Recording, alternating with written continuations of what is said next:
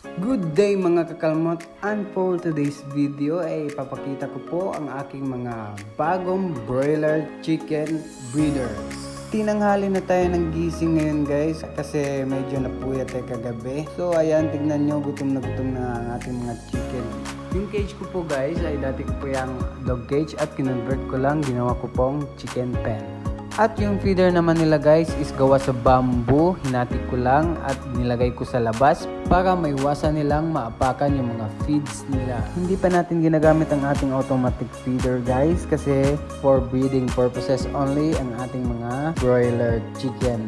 Ibig sabihin lang nun, inimintain lang natin ang kanilang mga timbang, bawal sa kanilang sobrang taba, bawal din ang sobrang payat. Sa nakikita nyo po, nakapalibot po ang kanilang mga feeder sa kanilang mga cage. Ang purpose po niyan is para maiwasan na mag-agawan ng mga pagkain ang mga chicken natin.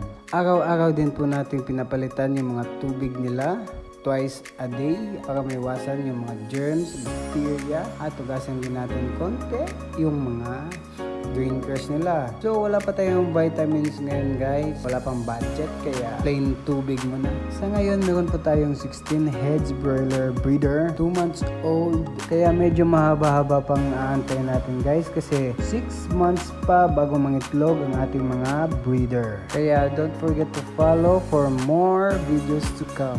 Thanks for watching. Babu!